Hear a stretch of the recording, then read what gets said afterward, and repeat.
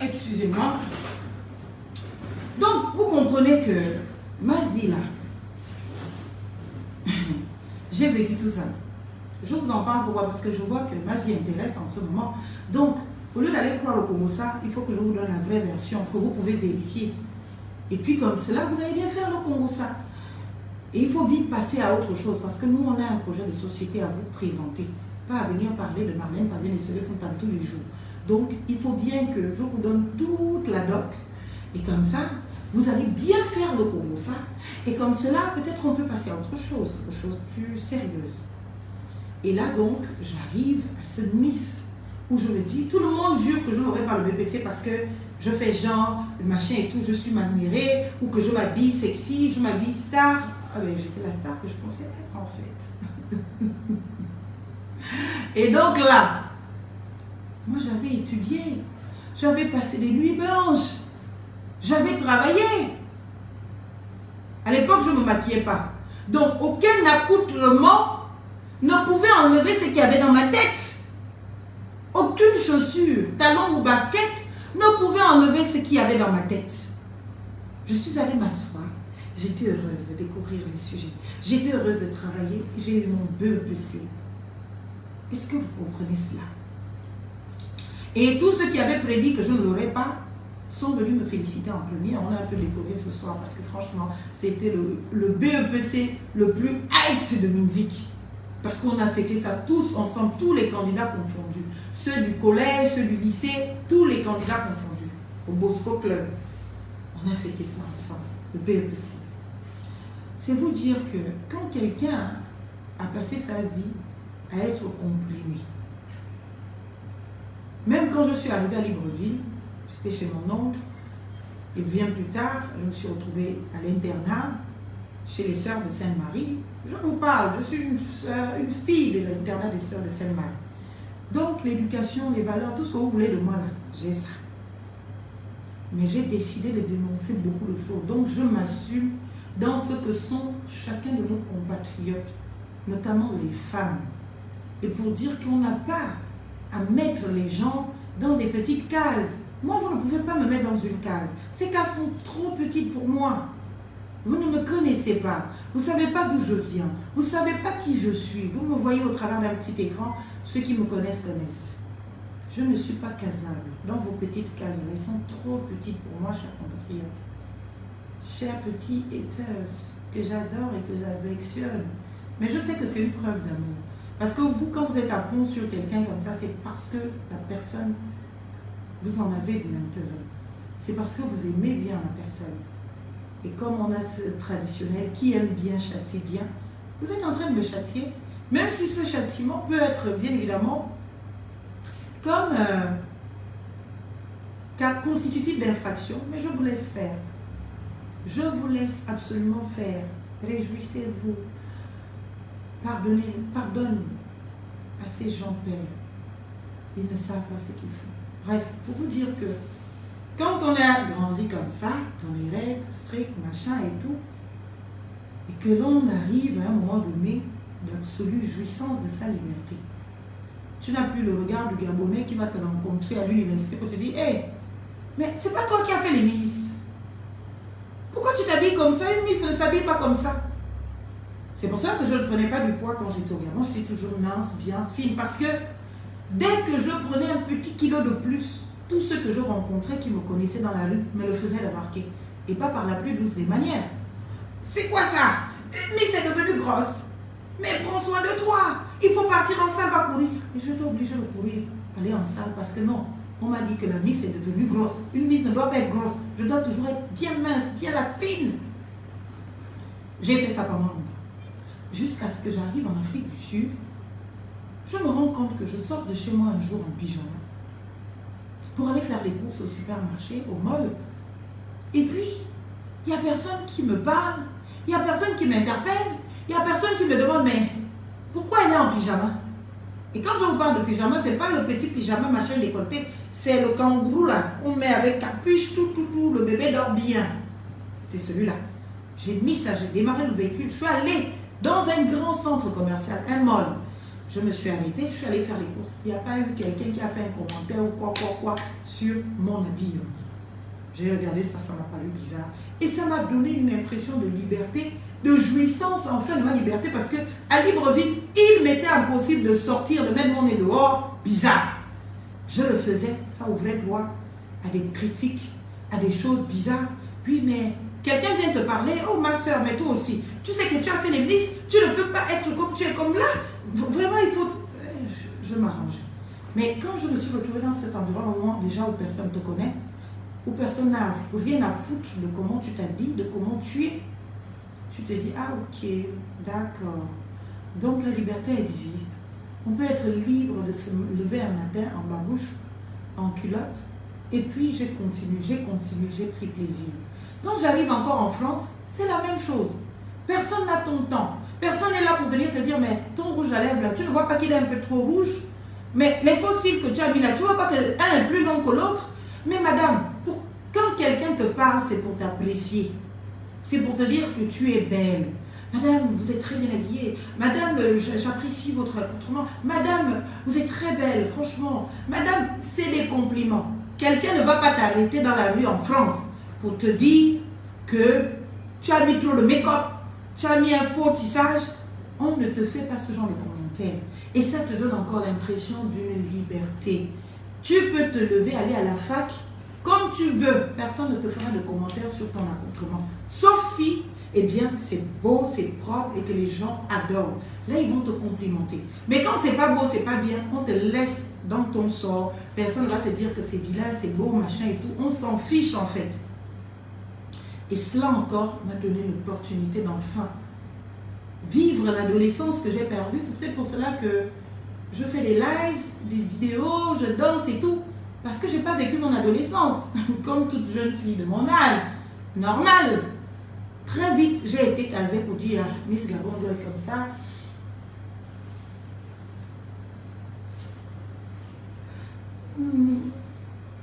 Oh. Oui, effectivement, monsieur le ministre. Oh, monsieur le président, avec tout le respect que je vous dois, monsieur le président, je vous souhaite la plus cordiale des bienvenues, toujours agréable, toujours douce, toujours délicate. C'est ça une miss. Mais une miss qui va maintenant se lever le matin, porter une culotte, aller s'asseoir quelque part, prendre un verre, ça existe comment? Donc quand je suis sortie de l'environnement de Gabon et que je me suis retrouvée dans un environnement où la liberté existe, j'ai recouvré ma liberté. C'est vrai, ça m'a condamné peut-être à avoir maintenant le corps que j'ai, parce que malheureusement, eh bien, tu peux boire à ta guise, tu peux faire tout ce que tu veux. Tu n'as pas le regard indiscret d'un Gabonais qui te dira, hey Miss, il faut faire un peu d'effort. Ce n'est pas pour dire que vos attaques, vos agressions sont bénéfiques, hein. Même si, non, ce sont des violences psychiques, psychologiques, et c'est un harcèlement, et qui peut faire tomber les plus faibles. Moi, je n'en suis pas une. Donc, vous pouvez même me publier nu. Ça ne m'empêchera pas d'avoir une aspiration présidentielle, je vous assure. Parce que, je vous l'ai dit au début, je vous l'ai dit, j'ai grandi dans un environnement où j'ai vu les femmes subir des violences en politique. Je vous ai parlé tantôt de Gisèle Orienté-Toum. Je peux aussi vous parler d'Assoumani Obama, qui elle aussi était un exemple, bien évidemment pour moi, de cette féminité qui s'assume, qui peut oser aller à une élection, législative, qui peut oser, bien évidemment, se porter candidat devant les hommes et qui finit par gagner. Même si, bien évidemment, il peut y avoir d'autres considérations que vous connaissez, que j'ai dénoncées il n'y a pas si longtemps que cela, mais cela a été constitutif d'un exemple pour moi.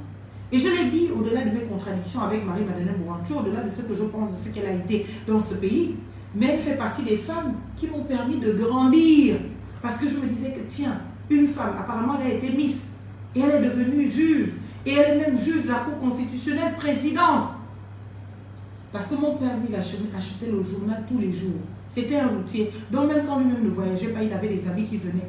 Donc il prenait la voiture très tôt le matin à Libreville. Donc il avait le journal de Libreville tous les jours. Et je lisais le journal avec mon père à midi. Mon père ne ratait pas un journal l'Union. Il les lisait tous les jours.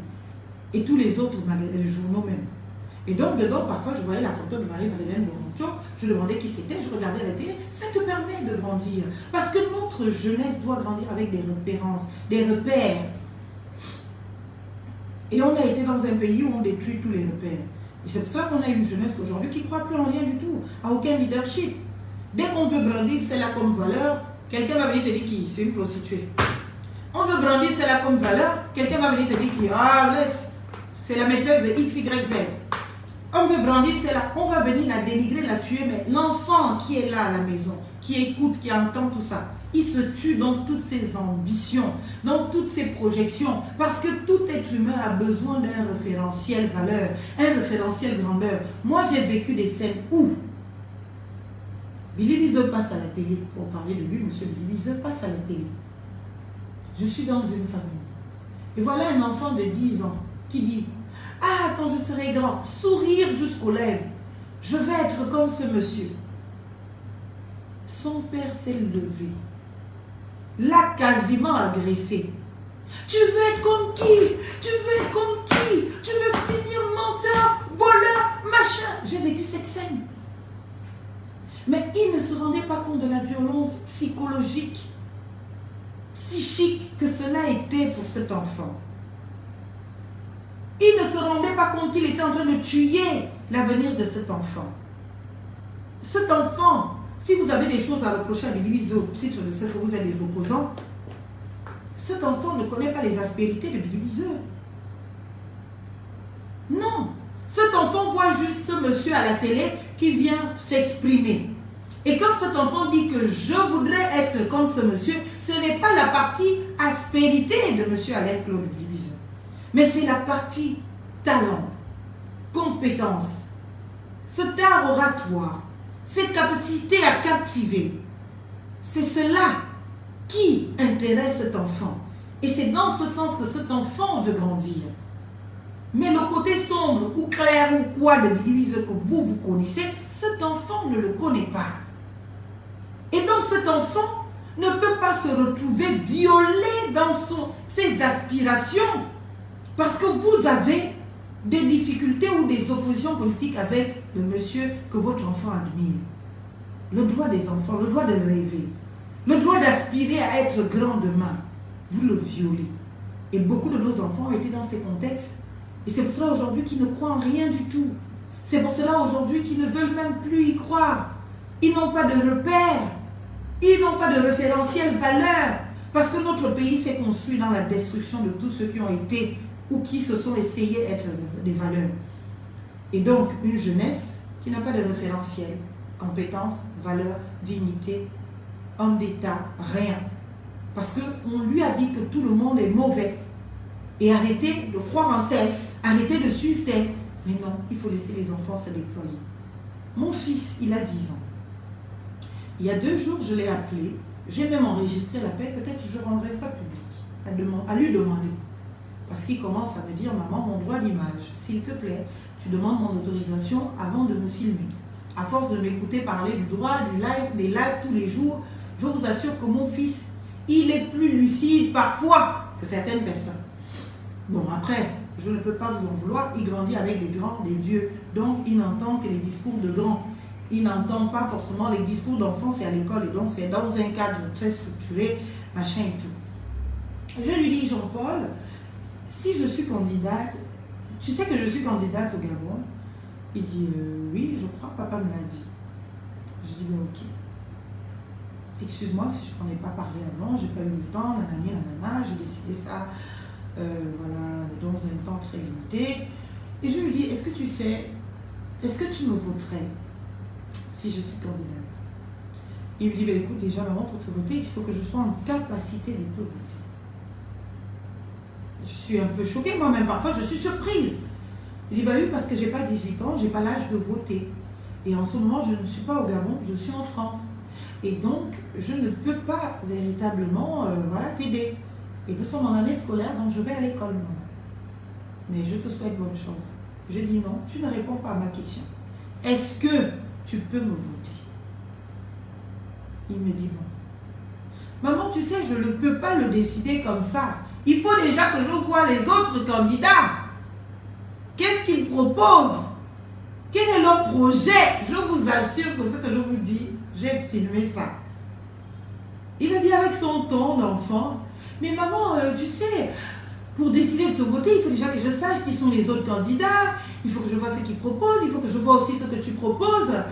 Je dis, quoi, Jean-Paul? Tu ne peux pas me voter parce que je te dis que je suis ta mère. Je te demande si tu me voterais. Tu devrais dire oui. Tout simplement, il dit, bah non, non, non, tu peux me demander ça. Tu sais, on ne vote pas quelqu'un parce que c'est sa mère. Ce n'est pas une élection des meilleures mamans du monde. Si c'est peut-être une élection des meilleures mamans, oui, je te voterai les yeux fermés. Mais c'est une élection de président de la République. Et donc, je ne peux pas naturellement décider de te voter. Bon, il n'a pas dit naturellement, c'est moi qui l'ajoute. Je ne peux pas décider de te voter si je ne connais pas les autres candidats, si je ne sais pas ce qu'ils proposent et si je ne sais pas ce que tu proposes. J'ai dit, ah bon, ça m'a choqué en tant que mère, mais ça m'a réjoui. D'une certaine manière, je me dis, ah tiens, j'ai transmis quelque chose à cet enfant. Parce que c'est le discours que je pense. Et je peux vous dire qu'il a lu mon livre. Oui, il a lu. Il fait partie des premiers lecteurs de ce livre. Je ne sais pas s'il a tout compris, mais il a lu. Il a lu ce livre-là. Et là, je suis heureuse de découvrir que j'ai un petit citoyen fabriqué. J'ai un vrai citoyen en fait. Il veut savoir qui sont les autres candidats. Il veut savoir ce que je propose. Il m'a même parlé de l'élection de Donald Trump, de ceci, de cela. Je dis, ah, petit, tu suis. Bon, peut-être parce que son père regarde cette actualité. Et lui, il est généralement dans les parades, donc il voit. Et puis, bon, les oreilles traînent par là, il sait ce qui se passe. Et puis, à l'école, on leur parle de l'actualité. Et comme, bien évidemment, il a un pan gabonais, il est gabonais, et bien sûr que l'élection présidentielle au Gabon, on va en parler dans sa classe. Un petit sujet comme ça. Au CM2, on va en parler. On va débattre dessus, on lui demandera son avis parce que, bien évidemment, en France, on habitue les enfants à leur citoyenneté. L'école, c'est pour fabriquer les citoyens de demain, les citoyens dignes, les citoyens qui connaissent leurs droits. Alors, il se fait tard, il faut que j'arrête les lives. Donc, chers compatriotes, quand on a vécu tout ça, quand on a vécu tout cela, vous savez, il n'y a rien qui peut te briser. Donc, ceux qui croient que je suis en dépression, rassurez-vous, je ne suis dans aucune dépression. Mais je n'encourage pas non plus le lynchage. Je le condamne même. Je condamne le harcèlement. Je voudrais que vous me repreniez sur mes idées, mes sorties, mes réflexions, mes positions. Non pas sur une danse que j'aurais esquissée avec beaucoup de talent. Non pas sur vous montrer que voilà, je suis en situation de nanani nanana. Non pas sur, voilà. Je dis, j'assume ma féminité. J'assume les gestes, d'être là, comme vous dites, de faire la belle. Je suis une femme. Et je suis jeune, j'ai le droit. Ce n'est pas à 50 ans que je veux faire ça. D'ailleurs, même on voit, il y a des mamans sur TikTok là, qui à 50 ans sont dans ce modèle-là. Alors, nous vivons en phase avec notre temps. Je vous le dis et je vous le répète. Je suis une belle femme.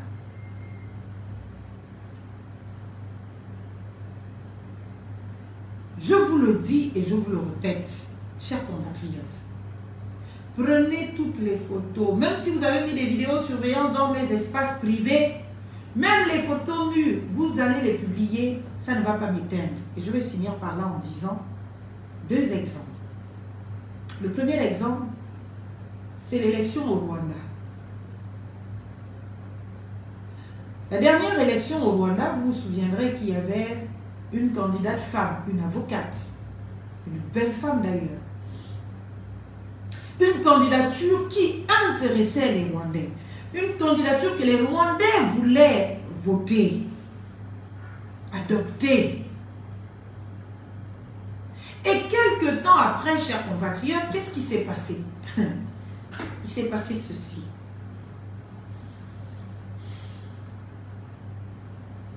Il s'est passé que ils ont mis les caméras de surveillance discrètement dans l'appartement de cette candidate.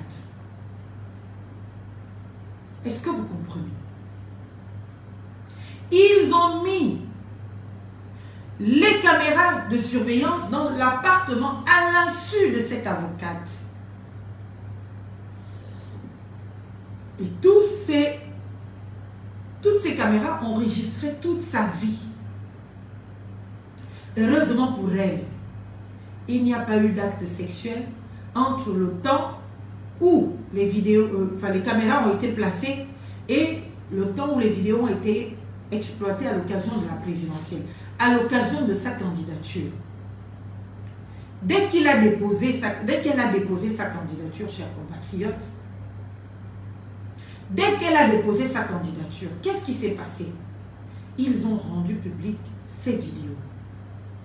Les vidéos d'elle nue. On voit bien le scénario. La dame, elle arrive en fin de journée, épuisante, un peu comme moi là. Je suis debout depuis le matin. Je vais à gauche, à droite. Je travaille. Je suis épuisée. Elle arrive dans sa maison. Elle arrive au salon. Elle a le temps juste de déposer. Parce que les costumes et tout ça, ça étouffe. Tu as envie d'être libre chez toi. Tu as envie de te sentir bien. Elle est arrivée dans son salon. Elle a enlevé le costume. Elle a enlevé la chemise qu'elle portait en dessous. Elle a même enlevé le soutien. Elle s'est déshabillée. Elle est partie dans sa cuisine. C'était une cuisine ouverte sur le salon. Elle a ouvert le frigo. Elle a pris son jus. Elle s'est servie avec. Elle a pris un pain ou un truc. Elle a posé sur le canapé. Elle s'est assise. Elle a allumé sa télé. Elle buvait son jus en consultant ses mails, son téléphone et autres. Elle s'est levée 2 ou 3 fois pour aller à la cuisine. Pour aller se servir un petit truc à grignoter, un petit truc, jusqu'à ce qu'elle est partie prendre sa douche. Tout ce qu'elle a fait, on a vu dans la vidéo. Cette vidéo a circulé sur les réseaux sociaux. Elle met sa clim, elle arrive. Tu te sens bien chez toi. Il n'y avait aucun acte sexuel, aucun acte répréhensible dans sa maison. Et qu'est-ce qui s'est passé après? Ils ont rendu public cette vidéo. Et ils ont fait une campagne de dénigrement pour dire qu'elle ne peut pas être présidente. Elle n'était que candidate. Sa candidature doit être annulée parce qu'elle est indigne à la fonction de président. Parce qu'elle a été nue dans son salon, dans sa maison, toute seule où elle vivait. Célibataire. Voilà les choses que je combats. Et je pense que ce n'est pas loin, je peux retrouver les communications irrélatées parce que j'avais partagé pour dénoncer cette affaire. Et sa candidature a été justement rejetée. Je me suis battue pour cette femme. Il y a peut-être 3 ou 4, non, il y a 5 ou 6 ans. Sur mon petit compte personnel qui est devant vous là. Je me suis battue, j'ai dit, mais mon Dieu, c'était indigne. Comment on peut violer la vie privée de quelqu'un, le domicile de quelqu'un, le domicile d'une avocate, avec les applaudissements du public africain. Personne pour demander justice pour elle. Au contraire, on la condamne. Là encore, il n'y avait pas d'acte sexuel. Là encore, il n'y avait pas d'acte sexuel. S'il y avait eu des actes sexuels, ça aurait été quoi? Dans sa maison, on est libre de faire ce qu'on veut.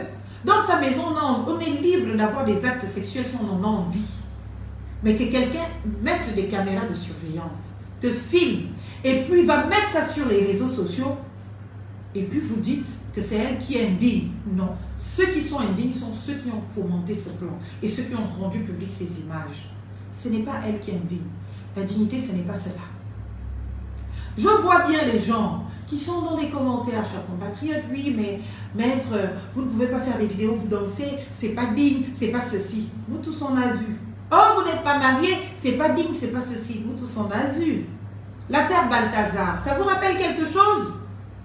Dans cette affaire Balthazar, ce que vous pouvez considérer d'immoral ne se constituait pas avec les célibataires. C'était des femmes mariées endurcies. Des femmes mariées endurcies. Avec un homme marié. Je voudrais donc savoir à quel niveau vous posez, bien évidemment, le curseur de la dignité. Parce qu'on porte un costume, parce qu'on se comporte d'une certaine manière, on fait le sérieux.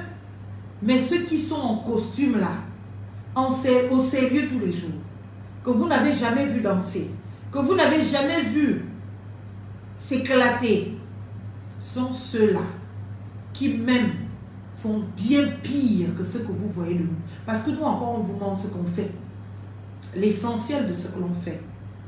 Mais eux là, les indignités, Vous voulez les chercher, vous allez les trouver. Parce que les indignités sont bien là, devant vous, dans le paraître d'un costume de rigueur, de dignité. Mais vous n'aimez pas la vérité, vous n'aimez pas les gens vrais.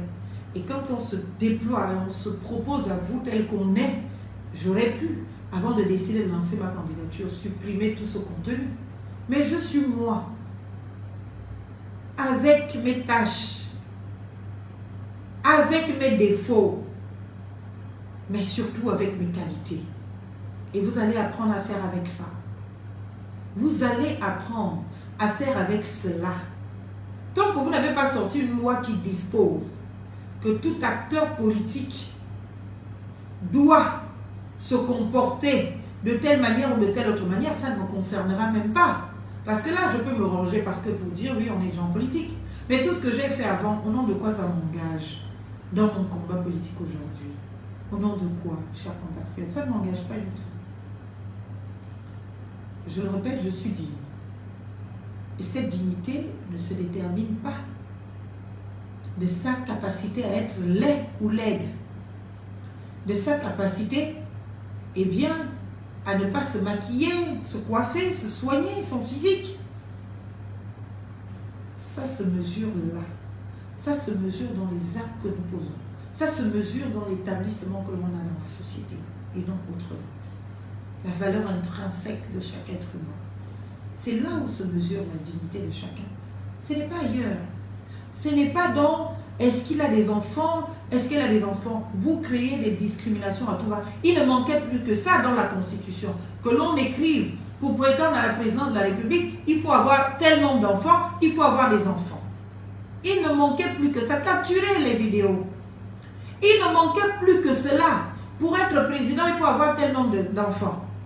Mais, pour ne parler que cette histoire de mariage, nous sommes au Gabon, n'est-ce pas?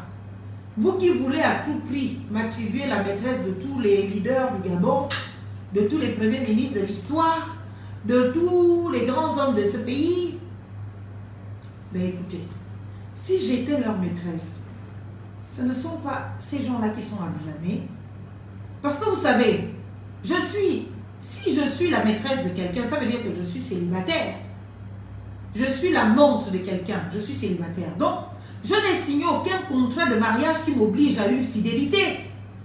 C'est ma responsabilité morale de comment moi-même je me vois, de comment moi-même je veux qu'on me considère. Parce qu'ici au Gabon, tout se dit, tout se parle. Tu commences à avoir des relations avec X, Y, Z, ils vont se le raconter partout. Ah, moi j'ai déjà géré ça. Même si je sais que certains racontent, même quand c'est pas vrai, pour se donner un genre. Mais eux-mêmes, ils savent, face to face, qu'ils ne pourront pas venir se placer là pour dire Marlène. Est-ce que vous comprenez? Donc, moi, la célibataire qui me retrouve maîtresse de quelqu'un, vous ne blâmez pas ce quelqu'un qui lui est lié dans un contrat de mariage, qui a l'obligation de fidélité. Celui que vous blâmez, c'est la maîtresse. Vous voyez là où vous mettez le curseur de vos valeurs. Admettons encore une fois, chers compatriotes, que oui, eh bien, vous dites que la dignité, c'est l'acte de mariage. Mais ne soyons pas hypocrites. Non, non, ne soyons pas hypocrites. Dans ce pays, tous les hommes du pouvoir ont les maîtresses. Peut-être 5%, même là encore, je m'abuse, des hommes du pouvoir sont sérieux et n'ont pas de maîtresse. Sinon, tous ont des maîtresses. Premier bureau, deuxième bureau, troisième bureau, c'est même devenu une culture. On s'en revendique même. La preuve, le président de la transition nous a fait état de ce qu'il avait une maîtresse pendant longtemps, avec qui il avait une double vie, avec qui il avait des enfants. Pendant ce temps, il était marié. Alors votre acte de mariage, il vaut quoi? Il sert à quoi? Si même les gens qui sont dans ces liens sacrés de mariage ne le respectent pas. Vous savez, moi je suis quelqu'un qui respecte les règles. Et je respecte les règles du jeu. Et surtout les règles que je me suis moi-même prescrites. Quand vous décidez d'aller vous marier, d'aller rentrer dans les liens sacrés de mariage, je ne me marie pas pour tromper mon mari demain. Je ne me marie pas pour me retrouver dans les considérations d'infidélité. C'est un engagement. Vous avez juré l'un envers l'autre la fidélité. Et puis, vous êtes tous mariés. Vous avez des amants, vous avez des maîtresses. Et puis, c'est vous qui voulez venir imposer à des compatriotes valeureux d'avoir un acte de mariage. Il vaut quoi vos actes? Il vaut quoi votre acte de mariage? Brice Clotaire Oligingema, pour une maîtresse, et aller jusqu'à changer le statut des militaires pour lui donner le droit de se marier. Et vous voulez parler de la valeur du mariage dans ce pays? Quel est l'honneur ou la dignité que peut donner un acte de mariage dans ce pays? Vous avez des maîtresses connues pour les hommes mariés, pour certains. Et vous en avez même des maîtresses inconnues. Mais parce que vous avez des actes de mariage, vous êtes digne de candidater à la présidentielle. Et celui qui n'en a pas est indigne de candidater à la présidentielle. Mais bon sang, soyons sérieux. Soyons sérieux. Ne ramenons pas tout à ce qui est entre les jambes. Parce qu'on vous connaît dans ce pays, on connaît comment vous vous comportez. Et on n'a pas besoin, parce que chaque maîtresse revendique sa part de pouvoir, surtout pour les hommes de pouvoir. Chaque maîtresse constitue une association pour soutenir, bien évidemment, son amant. Chaque Chisa, bien évidemment, se constitue sa petite association de mangement ou sa petite association pour soutenir son compagnon légalement. Au titre de ce que j'ai une association dont je soutiens le président. Mais en réalité, c'est la maîtresse qui veut aussi exister aux côtés du président. On ne sait pas ça dans ce pays. Alors que l'acte de mariage qu'on nous demande, si les gens qui se marient ne sont même pas fichus de respecter leurs engagements matrimoniaux, l'obligation à la fidélité, vous la respectez quand? Vous la respectez quand? Et vous voulez aller discriminer les gens au titre de ce que, bien évidemment, vous n'avez pas d'acte de mariage, c'est monté, c'est descendu. Non, arrêtez, chers compatriotes. Arrêtez. Arrêtons. Quand Marlène et cela vous invite à danser dans son, quand elle vous invite au sujet sérieux, concentrons-nous et traitons de ces sujets sérieux. Pour l'heure, ce sont les sujets sérieux. Les discriminations faites aux femmes, les violences faites aux femmes, je les ai subies toute ma vie, je continue de les subir. Est-ce que vous comprenez? Mais je ne décide pas de me constituer victime. Je dénonce, je me bats et je réussis. Vous savez, en politique, l'une des choses qui me révoltait déjà jeune, au titre des droits des femmes, violées par les misogynes, j'étais à Mindic, ayant Toutoum Gisèle en candidate à l'élection. Voilà tous ces politiques contre elle qui déclarent devant tout le monde. Moi, même petite, je partais assister au meeting. J'étais dans les gradins, j'étais dans les parages, je partais assister. Même petite. Et voilà cet argument qui revenait tout le temps.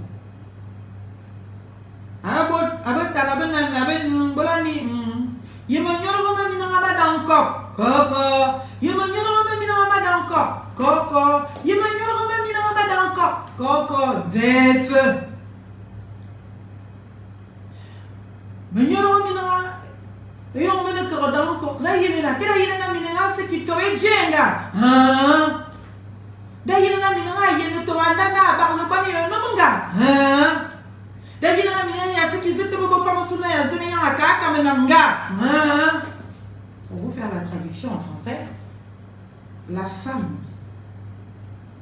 n'a sa place qu'à la cuisine, qu'à s'occuper de sa famille. La femme n'a pas de place en politique. Parce que ses urines, quand elle urine, ne traversent pas le tronc d'un arbre. Et comme les urines d'une femme, lorsqu'elle urine, ne traversent pas le tronc d'un arbre, elle n'est pas digne de pouvoir. Parce que l'homme, quant à lui, quand il urine, eh bien, il tient son appareil bien debout, eh bien, il peut lever cela aussi haut que possible pour que ses urines prennent la courbe et traversent le tronc de l'arbre. Et à partir de cet instant, cet homme est digne de pouvoir. Parce que ses urines peuvent atteindre les firmaments qu'il souhaite à la direction de son appareil. Alors que la femme, quoi qu'elle fasse, c'est au sol. Quoi qu'elle fasse, c'est au sol. Même si elle se renverse pour essayer d'uriner, c'est au sol. Et je peux même vous traduire du traumatisme de cette histoire. Des urines d'une femme ne traversent pas le tronc d'un arbre couché. Je vais vous expliquer. Il m'est même venu, enfant, de m'efforcer à uriner aux abords des arbres, dans le sens de voir le jet de mes urines traversé l'arbre pour me convaincre de ce que les hommes qui disent que, eh bien, derrière une grande femme se cache un grand homme. Pourquoi? Parce que on a convaincu la femme gabonaise, la femme africaine, de ce que dans notre pays, une femme n'est pas faite pour le pouvoir. Et quand on voit une femme aussi libre que moi, aussi déterminée que moi, qui assume son passé, son histoire, qui assume qui elle est, je suis même choquée d'entendre certains me dire, mais donc elle n'a pas les 30 millions. Mais quel est ce jour où je suis venue vous dire sur les réseaux sociaux que j'étais milliardaire? Quel est ce jour? Je vous ai dit même sur les réseaux sociaux que moi j'avais fait un prêt étudiant pour payer ma formation, bien évidemment, de l'école de commerce à 15 000 euros. Est-ce que vous comprenez? Je sais d'où je viens. Je n'ai jamais eu l'ambition de chercher un homme riche. Parce que mon père m'a élevé en capacité de devenir moi-même riche. Je lis des commentaires. Elle pense qu'elle va être la première dame du Gabon. Mais cocotte, mon ambition, ce n'est pas d'être première dame. Mon ambition, c'est d'être présidente du Gabon. Excusez ma vie, excusez-moi. Mon père ne m'a pas élevée à être l'épouse d'un grand homme. Si c'était le cas, je serais mariée depuis longtemps à un grand homme. Parce que ce ne sont pas des grands hommes qui manquent de demandes. Même des demandes en mariage. Ça n'en manque pas en France, au Gabon et partout dans le monde. Un homme qui m'intéresse, il doit être bien évidemment en accord avec ma manière de voir la vie, avec mes convictions, avec ma lecture de la vie. Je dois être capable de discuter d'autres choses, même pendant 6 mois, que le sexe ou les rapports de couple avec un homme. Si ce n'est pas possible, bien évidemment, ça ne peut pas tenir. J'ai grandi en étant cultivé, en lisant un livre par jour depuis le collège. Donc, des petits livres, vous savez qu'au collège, il y a des petits livres de 30, 20 pages. Après, ma lecture s'est beaucoup plus accentuée sur des livres un peu plus grands. 1 semaine, 2 semaines à lire. Mais qu'est-ce que je peux faire avec un homme avec qui je ne peux pas être dans une discussion et on se rappelle les conclusions d'un livre parce que tous les deux nous l'avons lu? Qu'est-ce que je peux faire avec? Les choix de vie des uns et des autres ne correspondent pas à vos critères, aux critères de beauté, aux critères d'âge, aux critères de compte en banque. Ça correspond aux valeurs que la personne défend, aux valeurs que la personne porte.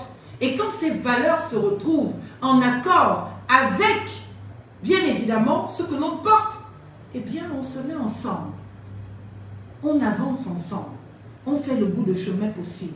Et quand ça ne va plus, on prend nos dispositions. Chacun se retrouve tranquillement dans sa vie. Il y a des contraintes du mariage. Il y a des contraintes liées au mariage.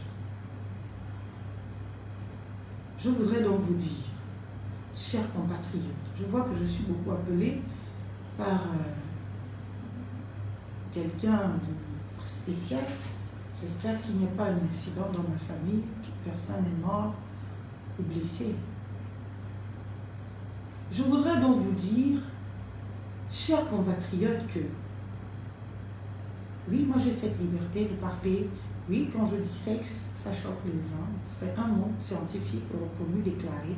Ça n'a rien à voir avec l'indignité, il faut aussi le comprendre. Il faut arrêter de les cantonner au stade de, eh bien, de l'obscénité, au stade de tabou. Ce sont des expressions qui doivent s'utiliser pour éviter justement le sexisme dont je suis victime aujourd'hui. Parce que oui, je suis victime de sexisme, de misogynie, de toutes ces personnes qui pensent que la place de la femme est la cuisine, de toutes ces personnes qui pensent que la place de la femme c'est être la bonne petite d'eux, la maîtresse d'eux, et qu'on ne doit définir les uns et les autres que par cela. On peut être tout ça et être autre chose. On peut être tout cela et être autre chose. Donc oui, je peux porter des faux cils, je peux porter du rouge à lèvres, je peux frotter le kwanza pour celles et ceux qui frottent le kwanza. Ce qui n'est pas mon cas, parce que moi j'ai des produits scientifiques. D'ailleurs, avant que je n'ouvre mon cabinet, j'ai créé une marque de produits cosmétiques. C'est ce que moi-même j'utilise. Seulement, depuis que je suis établie dans mon cabinet, au titre de ma qualité professionnelle aujourd'hui, je ne me permets plus de vendre ces produits. Pourtant, je les ai vendus. Oui, j'ai vu que certains ont pris cela pour des attaques personnelles. Mais moi, j'assume tout ce que je fais. Je l'assume. C'était des nuits blanches. Je suis venue au Gabon, je voulais investir. En attendant la régularité d'avec tout ce qu'il faut. En attendant la régularité d'avec tout ce qu'il faut. Il m'a fallu investir dans quelque chose. Et je m'étais rendu compte que chaque fois que je faisais un live, Facebook, des femmes, et pas que des moines, les femmes de la République m'écrivaient pour me dire, mais ma soeur, ma fille, qu'est-ce que tu utilises, donne-nous, machin et tout. Les photos, les vidéos sont là, certaines. Et j'ai décidé donc de commercialiser ce capital confiance que les gens me faisaient sur ce que j'utilisais. Je suis allée au Cameroun. J'ai pris attache avec Mira Cosmétique, avec bon nombre de Camerounaises qui sont investies dans le domaine de la cosmétique. J'ai eu des rendez-vous en tête-à-tête avec elles.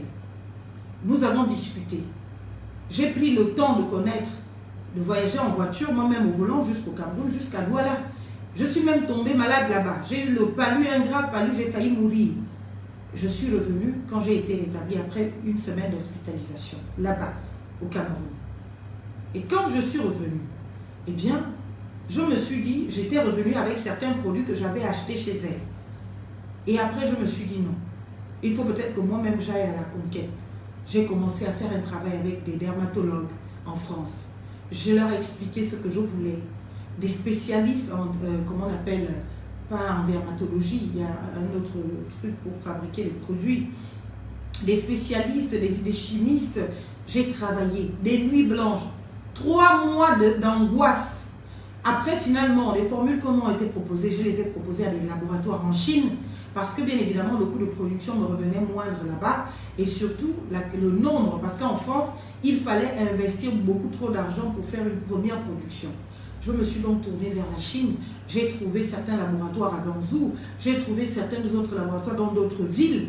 J'ai eu des contacts directs, heureusement je parle anglais, donc c'était plus facile pour moi de discuter avec ces personnes. Sauf que les horaires n'étant pas les horaires de France, j'ai passé des nuits blanches pendant 3 mois, sans dormir, à travailler sur ce projet de produits cosmétiques. J'ai fini de le matérialiser. J'ai commandé un conteneur pour me livrer les produits au Gabon. J'ai fait voyager une grande quantité en France. J'ai commencé à vendre mes produits. Oui, tout cela procède de la dignité humaine. Je n'en suis pas. Aucun de ces produits n'a un élément qui soit contraire, bien évidemment, aux exigences pharmaceutiques, aux exigences médicales. Ce sont les molécules dont le corps humain a besoin pour se rajeunir, pour beaucoup plus d'élasticité, pour se clarifier, pour supprimer les taches, pour supprimer les boutons. Vous m'avez vu il y a quelques jours, j'avais de gros boutons ici. Il suffit de prendre un seul savon de bain savon, qu'en 2-3 jours, la question est résolue. Parce que mes produits sont efficaces. Et mes produits, aujourd'hui, je ne peux malheureusement plus, c'est moi-même qui l'ai décidé, ce n'est même pas interdit par la loi qui me concerne, de mon statut. Mais c'est moi-même qui me suis dit, depuis que j'ai mon cabinet, j'essaye, sauf à des clients quand ils viennent, qui me regardent, qui me voient, qui me disent « Ah maître, on aimerait savoir ce que vous utilisez, est-ce que vous pouvez nous recommander ?» Là, je peux exceptionnellement proposer mes produits. Mais je ne les expose pas à la vente ici. Donc, ce sont des produits de qualité, des produits pharmaceutiques, des produits que je suis même allée jusqu'à l'agence du médicament pour soumettre à des examens à la validation. Et après, j'ai vu que ça me prenait beaucoup de temps, c'était long, les procédures et tout. Je me suis concentrée dans mon activité professionnelle. Pour l'instant, on est dans les procédures de déléguer cette activité à quelqu'un d'autre pour que je ne sois plus celle, bien évidemment, qui en soit le porte-étendard. Moi, je suis fière d'avoir fait cela. C'est un projet que j'ai porté, qui est parti d'un besoin. On se ment tous ici sur les réseaux sociaux à vouloir dire on n'utilise pas les produits, nanani, nanana. Nous tous, les mêmes qui le écrivent sur les réseaux, ce sont les mêmes qui viennent dans nos inbox pour nous demander qu'est-ce qu'on utilise, pour nous demander comment faire pour avoir ce qu'on a. Les mêmes qui sont d'insultes sur les réseaux sociaux sont les mêmes. Je n'ai aucun produit illicite. Je n'utilise aucun produit illicite. C'est pour cela que vous n'allez pas me voir avec des ballards, machin et tout partout, parce que j'ai des produits conformes à la médecine, à la pharmacologie, conforme bien évidemment aux besoins de la peau humaine. Et donc aujourd'hui, oui, ceux qui connaissent ma mère, ceux qui connaissent mes parents, ils savent. Je n'ai pas inventé un teint ou je ne sais pas quoi. Mais nous avons des produits qui naturellement vous travaillent votre peau. J'ai décidé juste de mettre de côté cette activité. C'est tout. Mais c'est un investissement que j'ai fait. J'ai investi beaucoup d'argent. 30 000 euros pour certains, ce n'est pas de l'argent, mais c'est beaucoup d'argent pour moi. J'ai mis 30 000 euros dans ce projet. Malheureusement, aujourd'hui, je n'ai pas pu me déployer dans la vente et tout de ce projet, mais je vais me réorganiser pour le faire. Parce que les produits sont stockés. Et je les utilise moi-même. Donc, ce n'est pas une honte. Quelqu'un qui prendra les vidéos où je vends les produits pour dire qu'il va m'attaquer, prenez les vidéos, publiez, faites la promotion de mes produits, de ma marque MC Cosmétique. Je l'ai créé avant mon statut. Donc, il n'y a aucune violation d'aucune loi là-dedans. Et ce ne sont pas les produits du Kwanzaa. Ce ne sont pas les produits illicites. J'ai vu qu'il y a eu une assemblée sur les produits illicites. On a vu tout ce qui a été cité dedans. Il n'y a rien de tout cela dans mes produits. Donc mes produits sont aux normes. Vous pouvez venir me demander, je vous les donne. Allez les faire tester où vous voulez, même en France. Vous revenez avec les résultats. Vous allez voir que ce sont les produits qui sont vendus normalement dans les pharmacies. Seulement, je n'ai pas eu le temps, au titre de ma profession, bien évidemment, de me déployer dans ce sujet-là, dans ce secteur-là, mais j'y investis mon argent. Et donc, j'ai le droit de défendre mon argent en écoulant ces produits, en vendant ces produits. Donc, aujourd'hui, chers compatriotes, s'il vous plaît, sortons des débats de personnes, des débats de caniveaux, des débats voilà. Vous savez, même quand moi je viens m'exprimer sur quelqu'un, quand je viens m'exprimer sur, même celle qui fait le Kwanzaa, au nom de quoi je devrais les discriminer? Vous savez, les acteurs politiques que nous sommes, leur responsabilité n'est pas de stigmatiser le peuple. Vous qui insultez les Kwanzeuses, vous savez combien de Kwanzeuses il y a au Gabon? Mais c'est un électorat, vous n'êtes même pas fin.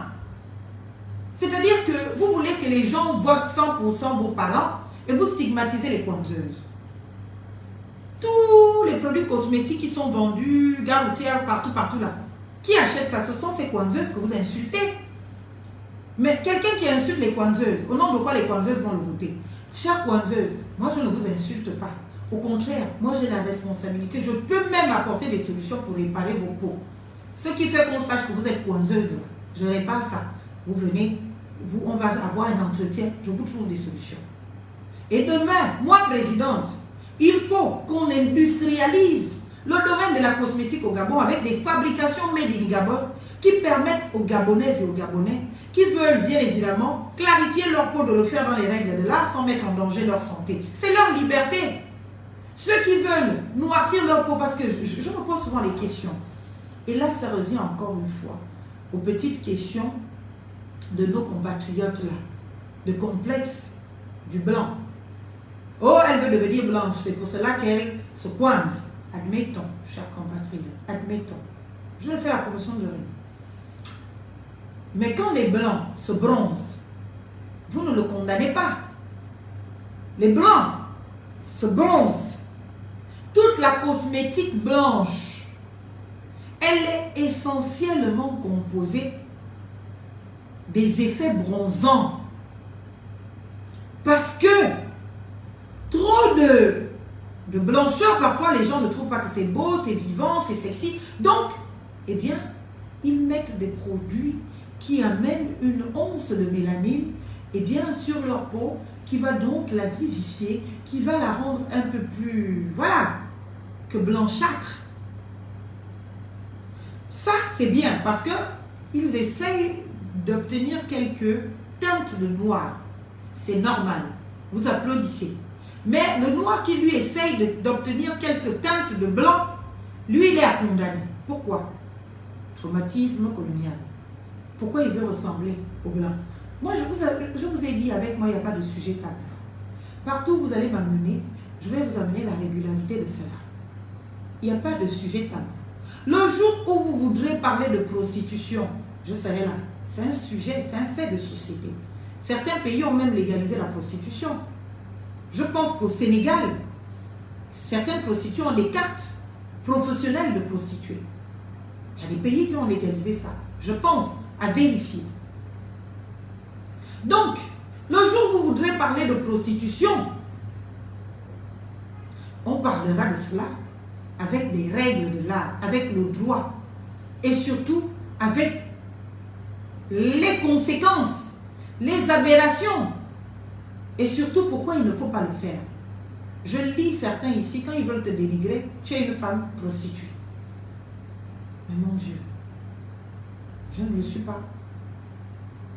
Et j'espère ne pas l'être un jour. Mais ce n'est pas pour autant que je vais penser que je suis supérieure aux prostituées. Ce n'est pas pour autant que je vais me mettre sur la tête des prostituées pour dire que moi je suis importante, les autres ne le sont pas. Chacun fait des choix de sa vie. Il y en a qui font des choix qui peuvent, pour certains, être des choix de facilité, qui n'en sont pas un. Parce que c'est plus facile pour moi de prendre un livre, de lire, d'étudier les leçons, que d'aller me déshabiller devant un homme que je ne veux pas. Est-ce que vous comprenez? Donc ce que certains peuvent penser que c'est facile d'aller se prostituer. C'est pas facile, hein? Ça dépend de tout un chacun. Pour moi, prendre un livre, prendre des livres, les lire, les analyser, c'est des nuits blanches, ta tête chauffe, décapite, tu prends le café noir, tu bois, parce que tu veux, bien évidemment, correspondre à un certain idéal. Mais pour d'autres, pour ça c'est plus facile pour moi que de me dire que voilà, me voilà en train de me déshabiller devant quelqu'un. Non! Que je ne veux pas. Mais parce qu'il me donne de l'argent, il faut que je le fasse. C'est cela la prostitution. Tu es payé pour une prestation, les prestations que vous sont des sujets, bien évidemment, sur lesquels il faut éclairer nos compatriotes. Et je voudrais rassurer mes amis, je voudrais rassurer mes parents sur toutes ces tentatives de jet en pâture de ma personne, sur ce lynchage, que j'ai le dos rond, j'ai les outils, j'ai ce qu'il faut. J'ai ce qu'il faut. Je serai là. Et j'assumerai mon histoire. J'assumerai mon avenir avec vous, pour vous et pour nous tous. Je ne serai pas la présidente qui stigmatise ses propres compatriotes. Quand il y a un fait de société qui est un problème, on en débat, on en discute, on en tire les conclusions dans l'intérêt supérieur de la nation. Encore que beaucoup de nos compatriotes, pour celles qui s'adonnent aux activités ou aux pratiques de prostitution, ce n'est pas par plaisir qu'elles le font. Certaines le font par nécessité. Alors la femme politique que je suis, au lieu de les insulter, au lieu de les traiter de tout et de n'importe quoi, je devrais leur proposer une alternative à ce chemin-là. Parce que oui, je suis convaincue que ce n'est pas un chemin digne. Pourquoi ce n'est pas un chemin digne? Parce que je suis une femme et je sais ce que ça peut être une violence de se retrouver en condition de n'avoir pas choisi quelqu'un. Parce que je suis une femme. Aucune femme ne rêve d'aller se déshabiller 2 secondes devant quelqu'un. Après on te donne l'argent, c'est réglé, c'est fini. Toutes les femmes veulent être amoureuses. Toutes les femmes veulent vivre une belle histoire d'amour. Toutes les femmes veulent se retrouver dans une relation absolument enivrante de bonheur. Sauf que sur ce chemin-là, sous d'autres cieux, c'est un plaisir. C'est même de l'ordre de lobby pour certains. Mais pour nous ici, c'est par nécessité. Je les rencontre au bord de mer, souvent des soirs, tard, quand je rentre, qui voient, qui pensent que c'est un homme, peut-être parce que c'est un gros véhicule qui passe par là, qui accourt vers moi. Je baisse la vitre. Elles sont peut-être là connectées sur ce live. Je n'ai jamais eu à manquer de respect un jour à ces dames. Jamais. Je baisse la vitre. Je dis bonsoir mesdames, avec respect.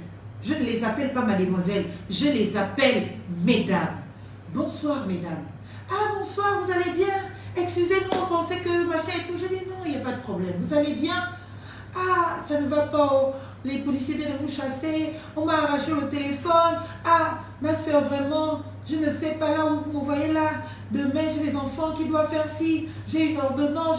Toutes viennent vous parler que des problèmes de besoins primaires. Donc ce soir, j'étais obligée d'être dehors parce qu'il me faut absolument ça demain. Après, les moralisateurs des réseaux sociaux, ceux qui maîtrisent bien la vie des autres, ils vont venir vous dire, mais pourquoi ils ne vont pas aller chercher le travail? Pourquoi ils ne vont pas? Quand je vous parle tous les jours de ma décision de rester digne en étant dans le besoin, c'est tout cela. C'est pas facile, ce choix. De dire que bon, moi encore, je n'ai pas des enfants nécessiteux. Je n'ai pas un enfant qui va avoir faim, qui va être là pour dire que ah, je ne sais pas ce que je vais manger demain. Mais ces femmes qui ont des enfants, qui ont faim, qui regardent leurs enfants, les pères démissionnaires, parce que les hommes sont forts pour être les donneurs de leçons, mais qui fait ses enfants à ces femmes? Ce sont ces hommes. Et quand ces hommes décident de partir, de les abandonner, ce sont les femmes qui se battent parfois au prix de la prostitution pour donner à manger. Je ne juge pas la vie des gens. Je n'ai pas vécu cette vie. Je dois être celle qui apporte des solutions, celle qui propose une alternative à nos sœurs, sans les dénigrer, sans les dégrader, sans les insulter, sans les stigmatiser, en leur montrant d'abord qu'elles comptent. Ce sont des citoyennes gabonaises et ce pays leur appartient. Et qu'à ce titre, il est de notre responsabilité à tous, nous qui nous sommes engagés dans cette voie publique, de leur proposer des alternatives à ce chemin du bord de mer. De leur proposer des alternatives. Et je prends souvent la peine de discuter avec elles. Un jour, la police nous a même trouvés. La police les a tous embarqués. Je les ai toutes prises. Je les ai mises dans mon véhicule. Si un jour elles tombent sur la vidéo, elles s'en souviendront. Je les ai mises dans mon véhicule parce que mon véhicule est protégé. Moi, je me le revendique.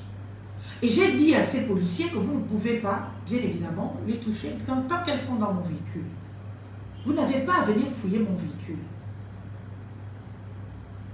Oui, mais madame, c'est pas normal que vous vous comportiez comme ça et tout, vous encouragez. J'ai dit non, je n'encourage rien du tout. Vous vouliez les arrêter pour les amener au commissariat. Je les vois là. Ce n'est même pas des jeunes filles de 15, 18, 20 ans. Ce sont des femmes, des dames. Et quand on est une dame et qu'on est obligé de venir se mettre dans la rue, la nuit, avec des tenues bizarres. Parfois, elles s'habillent même convenablement déjà pour demander ce genre de, pour proposer ce genre de prestations. C'est pas parce que sa vie est rose. Il faut aller à la rencontre de ses compatriotes, leur parler en tant que femme, parce que je connais ce qu'elles vivent. Je suis une femme. Je sais ce que ça peut être de vivre cela. Parce que nous tous, nous aspirons à l'amour, à être dans des relations d'amour, de vivre dignement avec son corps, son âme, sa famille. Mais quand tu penses que le riz est en train de finir, et il faut encore que tu ailles la nuit, essuyer le risque de te faire tuer, assassiner, essuyer le risque de te faire humilier par les militaires. Si il passe par là, il t'arrête. Essuyer le risque de sa dégradation, ce n'est pas un jeu. Et quand on traite de ces questions, pour ce qui nous concerne au Gabon, ce n'est pas avec la légèreté que vous vous permettez sur les réseaux sociaux. C'est avec un sérieux de cathédrale. Ce sont des compatriotes. Il faut observer cette heure. Moi qui suis souvent dehors, parfois je finis le travail tard la nuit, je les vois. Vers rénovation, elles sont là nombreuses. Vers, comment on appelle là-bas, le Conseil économique et social, elles sont là nombreuses. Il y a plusieurs points dans Libreville, vous le savez, à lui, elles sont là nombreuses. J'habite lui, donc je les vois tous les soirs. Là, il est presque 23 heures. Quand je vais sortir de mon bureau, je vais les voir. Mais je leur garde toujours un respect. Bonsoir, mesdames, vous allez bien. Jamais je ne les appelle mademoiselle ou quoi, parce que ce sont des dames. Quand je peux discuter, je discute. Je ne suis pas dans le jugement. Je ne connais pas leur vécu, je ne connais pas leur vie. Moi, en tant qu'acteur public, en tant que femme politique, ma responsabilité, c'est de leur apporter une alternative à ce choix de vie, qui n'en est pas véritablement un. De leur apporter une alternative pour que ces dernières soient rétablies dans leur dignité humaine. Donc oui, il n'y aura pas de tabou. En tout cas, avec moi, il n'y a pas de tabou. Les sujets que vous voudrez aborder, je les prendrai, je les traiterai. Et j'en discuterai avec vous, avec les faits du terrain, avec la réalité du terrain. Ce n'est pas la réalité qu'on veut bien faire vendre ou vous faire voir, la réalité du terrain. Et faites comme moi souvent. Prenez de votre temps, circulez dans Libreville. Allez-y voir la réalité du terrain. Prenez de votre temps, vous prenez même le numéro de ces compatriotes. Parce qu'elles sont gentilles, elles sont agréables, elles sont respectueuses. Vous les invitez même dans un bar ou dans un restaurant normal, vous discutez. Elle va venir au restaurant habillée comme un être humain normal qui va dans un bureau, costume et tout bien. Vous allez vous asseoir en tête à tête, vous allez discuter, vous allez parler de sa vie, vous allez lui parler de vous, elle va vous parler d'elle et vous allez comprendre les douleurs qu'il y a derrière certains actes que certains banalisent et certains croient que ce sont des actes par plaisir. Chers compatriotes, la responsabilité des pouvoirs publics, c'est de trouver des solutions aux préoccupations, aux difficultés, à la précarité et à la misère de leurs compatriotes. La responsabilité des pouvoirs publics, ce n'est pas de stigmatiser leurs compatriotes qui sont dans les chemins qu'on ne souhaiterait pas voir ou avoir, qui sont dans des choix de vie qui condamnent à l'indignité humaine. Et nous voudrions les rétablir dans cette dignité. Il faut que je vous laisse. J'avais promis dormir tôt aujourd'hui, donc voilà, dormir encore à des heures impossibles, alors que demain, nous avons rendez-vous devant la Cour constitutionnelle. J'avais dit 10 heures. Oui, à partir de 10 heures. Soyez là à 10 heures demain, devant la Cour constitutionnelle. Soyez là nombreux, s'il vous plaît. Soyez là nombreux. Ceux qui veulent, bien évidemment, les gens de la République, c'est vous, venez. Ceux qui peuvent se déplacer, ceux qui ne travaillent pas le matin, venez. Venez me trouver demain. Nous irons déposer, bien évidemment, notre recours et nos plaintes, avec naturellement le restant des documents relatifs à notre dossier que je vous ai montré au début, et bien de ce live. Je suis la présidente de la réalité. Je suis la candidate et la présidente de la réalité du Gabon. Je connais le Gabon. Je connais les Gabonais. Je connais le vécu de chacun. Et j'ai pris la décision d'être de sérieuses contributions à la transformation de vie, des conditions de vie de nos compatriotes. J'ai pris la responsabilité d'être actrice et non spectatrice et commentatrice, bien évidemment, des conditions de vie de nos compatriotes, mais d'apporter des solutions. Et nous avons un projet pour chacun des temps que je viens de vous aborder, pour nos jeunes sœurs au chômage. Et parfois, ce qui est écœurant, et vous ne vous en rendez pas compte, parmi ces femmes prostituées, parmi ces femmes qui sont servantes dans les salons, dans les boîtes de nuit, dans les restaurants, dans les bars, ce sont des femmes qualifiées, des intellectuelles, celles-là qui sont allées à l'école, qui ont des diplômes, mais qui cherchent le travail de plus belle lurette sans le trouver.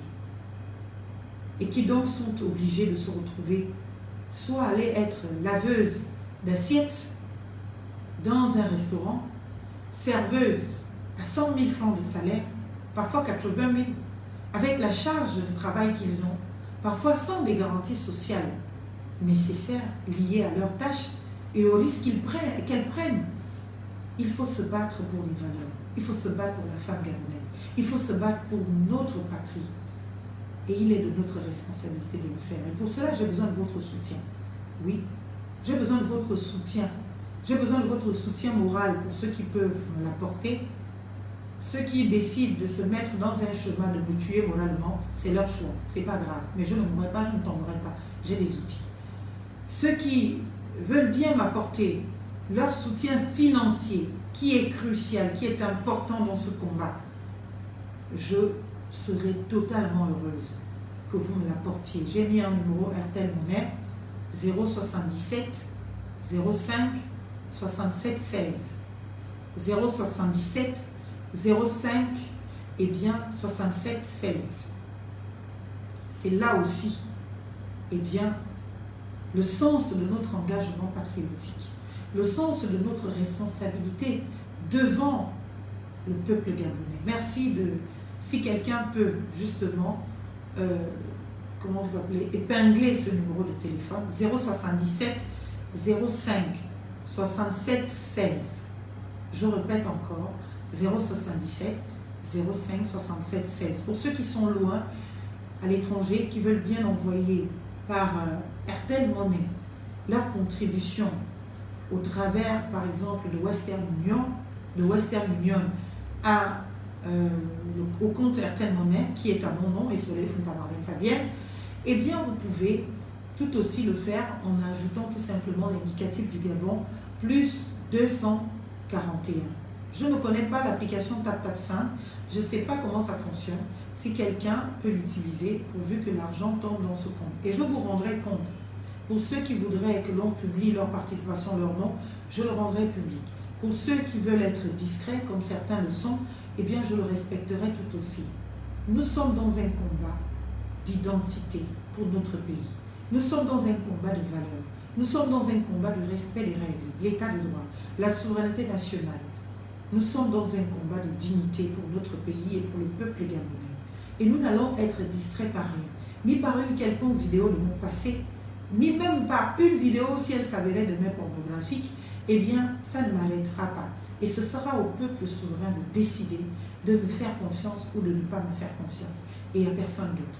Et je crois en cette souveraineté dont tous nous jouissons, et que chacun pourra exprimer au travers d'un choix à me porter à la magistrature suprême au titre de la présidentielle de 2025. Quoi qu'il arrive, je serai présente dans cette élection de 2025.